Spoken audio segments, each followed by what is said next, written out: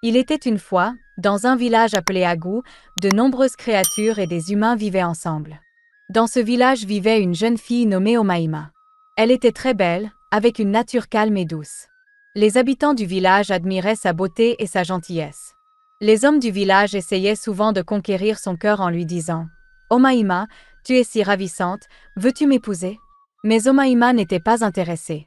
Elle souriait toujours et répondait « Merci, mais je ne suis pas prête. » Chaque jour, Omaïma allait au marché pour vendre ses marchandises. Elle avait les meilleurs fruits et légumes, et tout le monde adorait acheter chez elle. Mais personne ne savait où Omaïma vivait. Elle arrivait toujours au marché tôt le matin et repartait avant la tombée de la nuit, gardant son domicile secret. Les villageois chuchotaient « Où va Omaïma? Où habite-t-elle ?» Mais Omaïma gardait ce mystère. Elle était heureuse d'être gentille et serviable, mais elle ne partageait pas beaucoup de choses sur elle-même. Ainsi, Omaïma vivait paisiblement à Agou, admirée de tous, mais gardant sa vie privée. Les villageois continuaient de se demander qui était cette belle jeune fille qui venait et repartait comme une douce brise. Un jour ensoleillé, un homme beau nommé Emmanuel vint au marché du village de Agou. Il cherchait des fruits et légumes frais, et quand il vit Omaïma, il pensa « Waouh, c'est la plus belle fille que j'ai jamais vue. » Emmanuel ne pouvait détacher ses yeux d'elle. Il s'approcha et dit « Bonjour, je m'appelle Emmanuel. Quel est ton nom ?» Omaïma sourit doucement et répondit « Je suis Omaïma. Comment puis-je t'aider aujourd'hui ?» Emmanuel était tellement heureux de lui parler qu'il acheta quelques fruits et resta pour discuter. Ils parlèrent du temps, du village et du marché. Emmanuel était envoûté par la voix douce et le sourire aimable d'Omaïma. Il commença à venir au marché tous les jours juste pour la voir. Ils devinrent amis, et Emmanuel sentait qu'il tombait amoureux. Un soir, alors que le marché fermait, Emmanuel remarqua qu'il se faisait tard. Il vit Omaïma ranger ses affaires et lui proposa « Laisse-moi te raccompagner chez toi, il n'est pas sûr de rentrer seul dans le noir. » Omaïma hésita, mais Emmanuel insista. Elle accepta, et ils commencèrent à marcher. Au fur et à mesure qu'ils marchaient, le ciel s'assombrissait et l'air devenait frais. Soudain, Emmanuel ressentit quelque chose d'étrange, une main froide toucha son dos. Il se retourna, mais il n'y avait personne. Son cœur se mit à battre la chamade et il eut peur. Il regarda Omaïma, qui semblait calme, marchant devant lui. Emmanuel ne pouvait pas se débarrasser de la peur. Il s'arrêta et dit « Omaïma, je pense que je devrais faire demi-tour, il fait trop sombre. » Omaïma se tourna vers lui et dit doucement « C'est bon Emmanuel, tu peux retourner si tu as peur. » Elle sourit doucement. Avec la peur dans les yeux, Emmanuel acquiesça et retourna rapidement au village. Il courut et courut jusqu'à ce qu'il atteigne sa maison. À partir de ce jour, Emmanuel ne revint jamais au marché pour voir Omaïma. Il avait trop peur de la mystérieuse main froide et de la nuit sombre. Omaïma le manquait, mais elle continua sa vie paisible dans le village. Les villageois se demandaient pourquoi Emmanuel avait soudainement arrêté de venir au marché, mais personne ne connaissait le secret de cette nuit. Omaïma avait un secret, elle n'était pas une fille ordinaire du village. Elle venait en réalité de la forêt magique profonde au-delà de Agou. Dans la forêt, Omaïma vivait avec sa famille qui n'était pas humaine. Ils avaient la capacité de prendre différentes formes, mais Omaïma était la seule à pouvoir ressembler à un humain tout le temps. Sa famille l'aimait beaucoup, mais il ne voulait pas qu'elle se rapproche des humains. Ses parents l'avaient toujours mise en garde. « Omaïma, tu ne dois pas épouser un humain. Notre monde et le leur sont trop différents. » Ils étaient très protecteurs envers elle.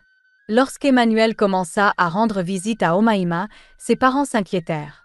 Ils ne voulaient pas qu'elle tombe amoureuse de lui, alors ils décidèrent de l'effrayer. La main froide qu'Emmanuel avait sentie sur son dos était un tour de sa famille pour le tenir à l'écart d'Omaïma. Omaïma se sentait triste, elle aimait bien Emmanuel et voulait avoir des amis dans le village. Elle ne voulait plus vivre sous les règles de sa famille. Elle voulait être libre de faire ses propres choix et de vivre parmi les humains. Alors, Omaïma prit une grande décision, elle décida de couper les liens avec sa famille dans la forêt et de rester définitivement dans le village de Agou. Un jour, elle alla profondément dans la forêt pour dire adieu à sa famille. Elle leur dit « Je vous aime, mais je veux vivre ma propre vie. Je veux être libre de faire mes propres choix. » Ses parents étaient tristes, mais comprirent son souhait. Ils la prévinrent une dernière fois. « Fais attention, Omaïma. Le monde extérieur peut être cruel. » Le cœur lourd, Omaïma quitta la forêt et s'installa définitivement au village. Elle espérait trouver le bonheur et peut-être même l'amour parmi les humains. Elle continua à vendre ses marchandises au marché, gardant son passé secret. Les villageois ne la connaissaient que comme la belle et gentille fille du marché, ignorant le monde magique dont elle venait. Après avoir quitté sa famille dans la forêt, Omaima ressentit un mélange de liberté et de peur. Elle voulait vivre sa propre vie, mais savait que ce ne serait pas facile. Pour s'assurer qu'elle ne serait pas ramenée dans le monde de sa famille, Omaima décida de visiter le sanctuaire d'Abiri. Abiri était un esprit puissant, connu pour aider ceux qui cherchaient un chemin différent dans la vie. Omaima marcha jusqu'au sanctuaire et s'agenouilla devant l'autel d'Abiri. Elle parla d'une voix douce mais déterminée. « Grand Abiri, je souhaite couper tous les liens avec ma famille. Je veux vivre librement dans le village de Agou, loin de leur contrôle. » Abiri apparut dans une douce lueur et écouta la demande d'Omaima. L'esprit hocha la tête et dit « Je comprends ton souhait, Omaima. Je te donnerai la liberté que tu cherches, mais sache ceci, ta famille ne sera pas heureuse. Ils pourraient essayer de te maudire pour te ramener. » Omaima, le cœur courageux, acquiesça. « Je comprends, je veux quand même aller de l'avant. » Abiri leva la main et exauça le souhait d'Omaima avec un geste doux. Le lien entre Omaima et sa famille fut coupé, mais comme Abiri l'avait prévenu, lorsque sa famille réalisa qu'il avait perdu leur connexion avec Omaima, ils furent furieux.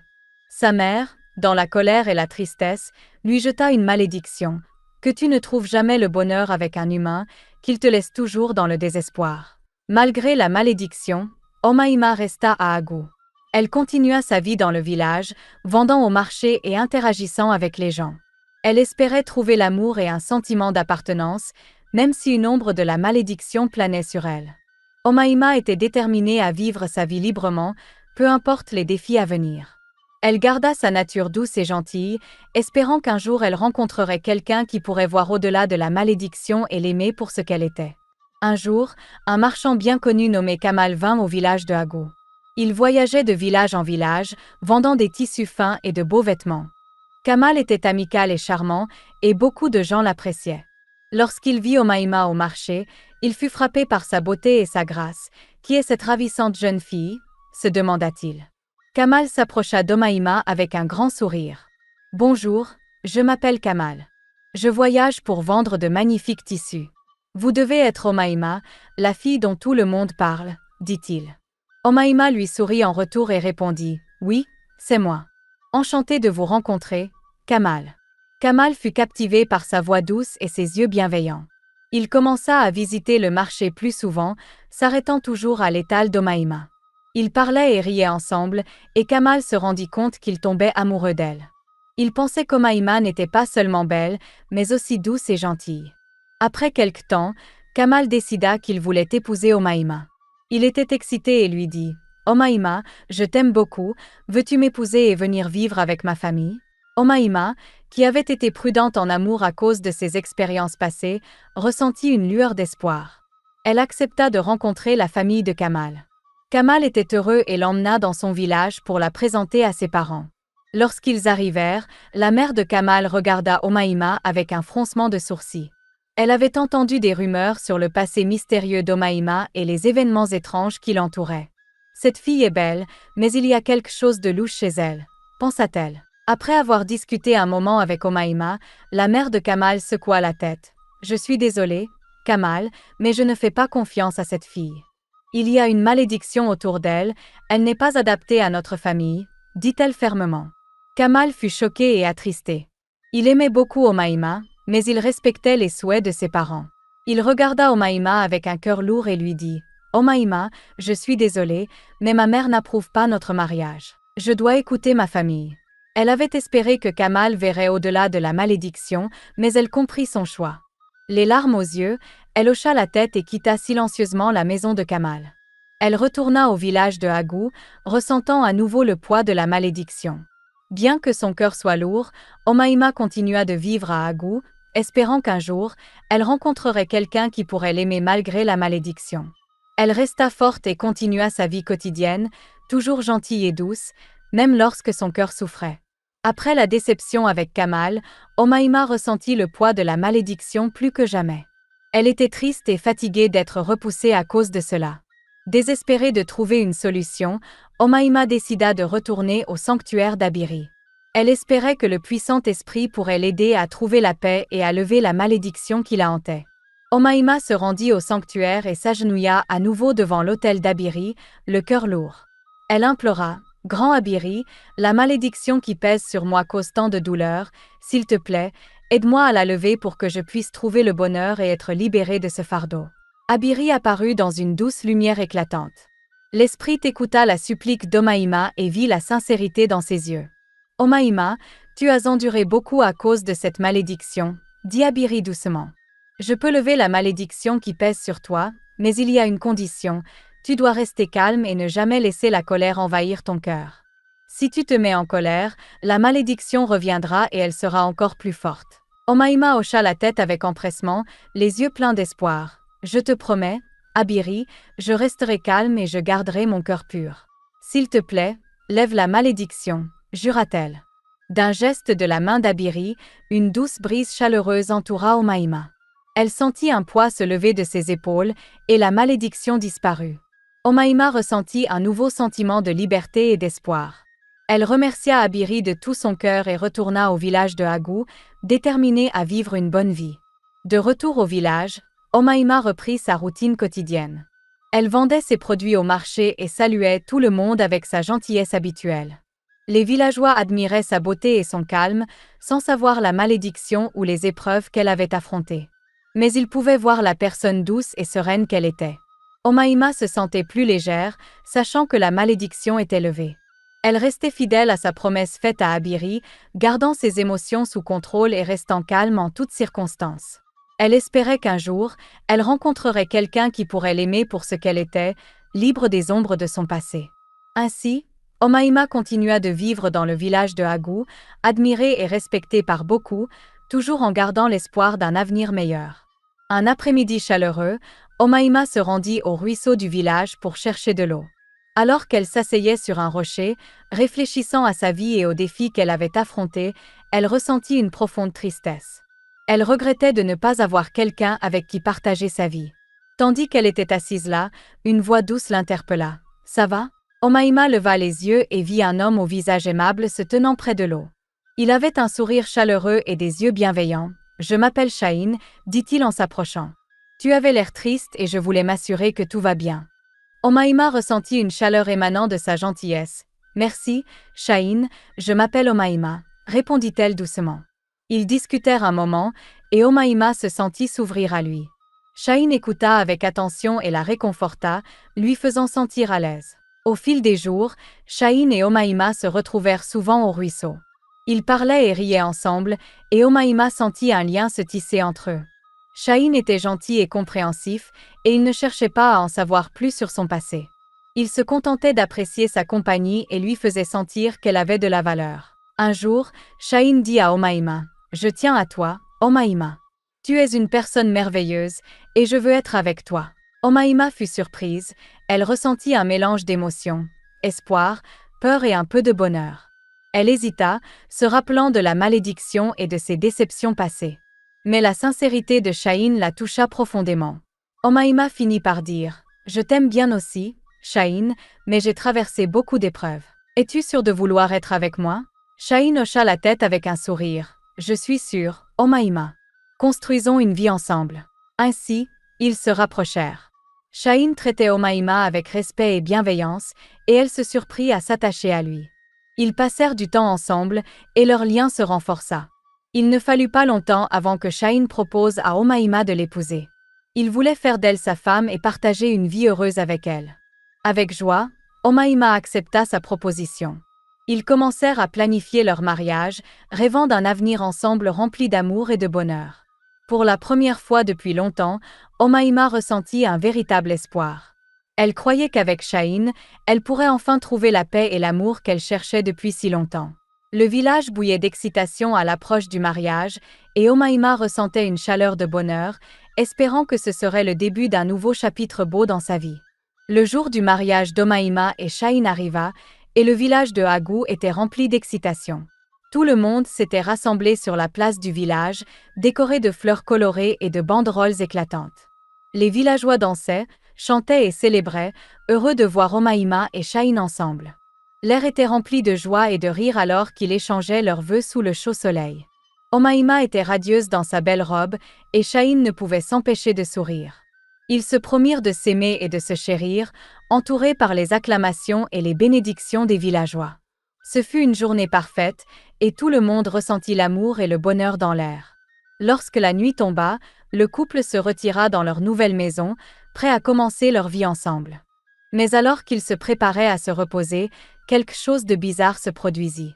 Omaïma commença à se sentir mal à l'aise, son corps se sentait différent, et un frisson glacé lui parcourut l'échine.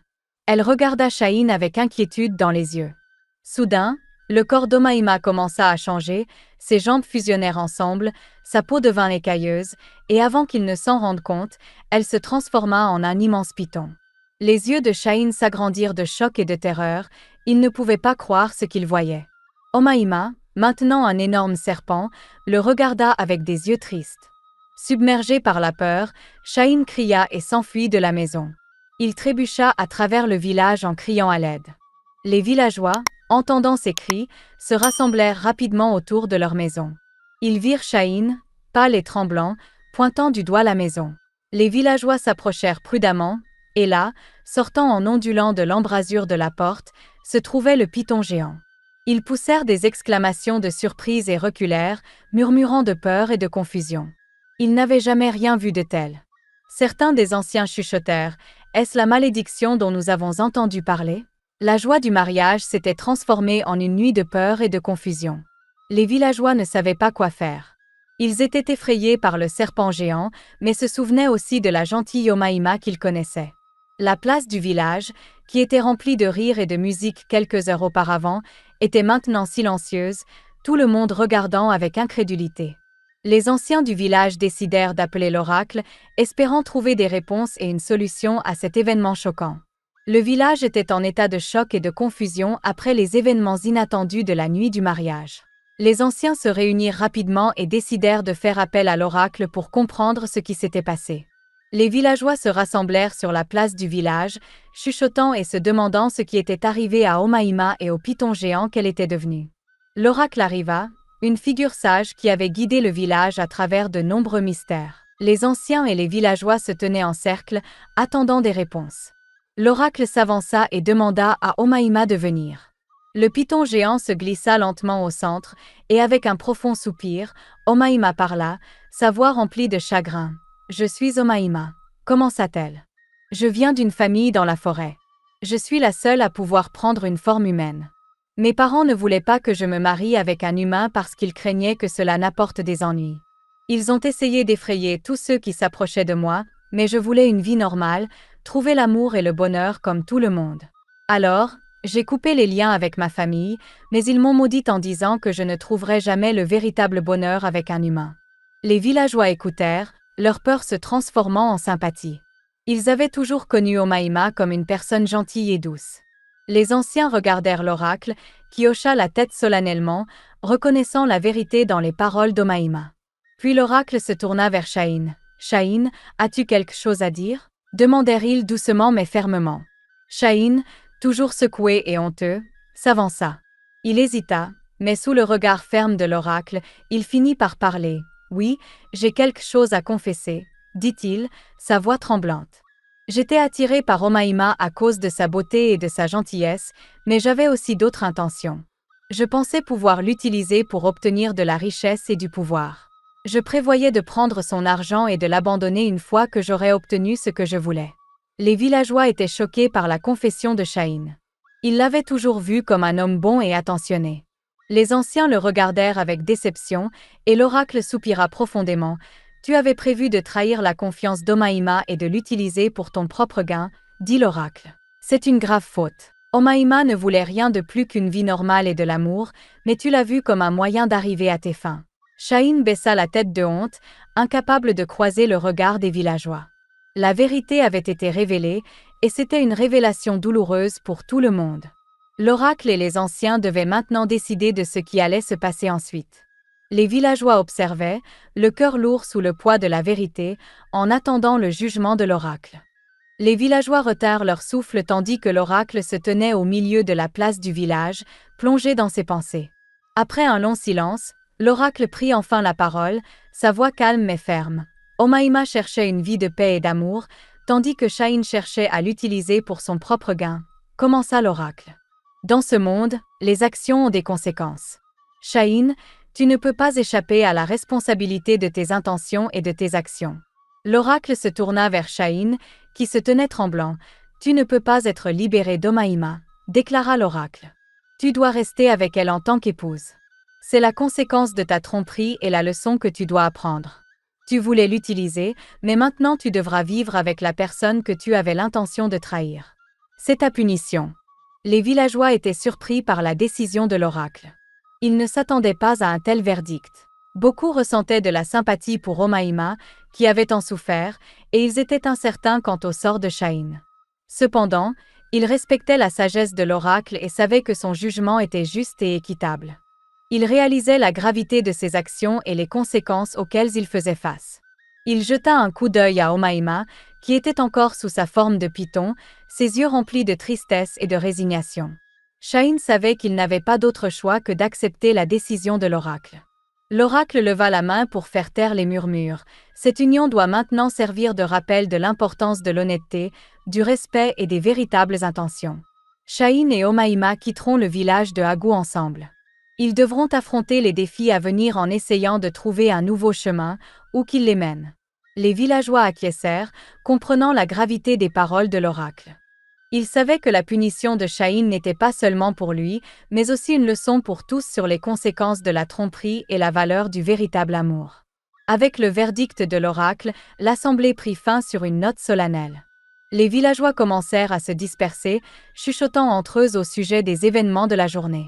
Shaheen et Omaïma, liés par le destin et le décret de l'oracle, se préparèrent à quitter le village. C'était un chemin difficile et incertain qui les attendait, mais ils savaient qu'ils devaient l'affronter ensemble. Le village de Agou se souviendrait de cette histoire pendant longtemps comme un conte d'amour, de trahison et de quête de rédemption. Les villageois les regardèrent partir, certains avec sympathie et d'autres avec curiosité.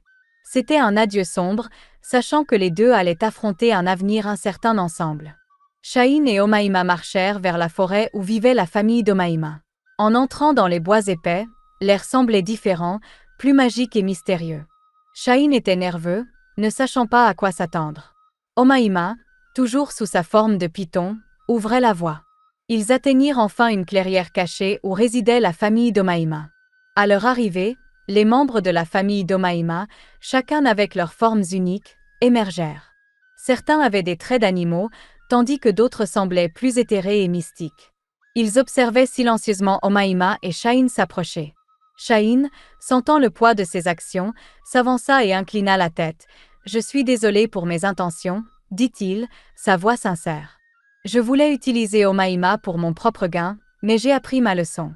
J'accepte le jugement de l'oracle et demande votre pardon. » Les parents d'Omaïma, qui s'étaient inquiétés pour elle, écoutèrent attentivement. Ils pouvaient voir le regret dans les yeux de Shaheen et la sincérité dans sa voix. Après un moment de silence, la mère d'Omaïma prit la parole. « Nous voyons que tu es vraiment désolé, Shaheen. Nous te pardonnons, mais sache que vivre ici ne sera pas facile.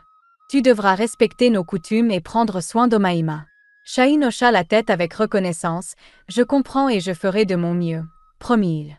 Ainsi, la famille d'Omaïma l'accepta dans leur monde. Ils l'accueillirent, non pas comme une personne parfaite, mais comme quelqu'un prêt à apprendre et à grandir. Shaheen dut s'adapter à une vie très différente de celle qu'il connaissait au village. Les créatures de la forêt étaient gentilles et douces, mais elles avaient leurs propres manières et coutumes. Shaheen travailla dur pour s'intégrer, apprenant sur le monde magique et les responsabilités qui l'accompagnaient. Omaïma, désormais libre d'être elle-même, restait parfois sous sa forme humaine, tandis qu'à d'autres moments, elle était un python ou prenait une autre forme entièrement. Shaheen en vint à comprendre et à l'accepter sous toutes ses formes.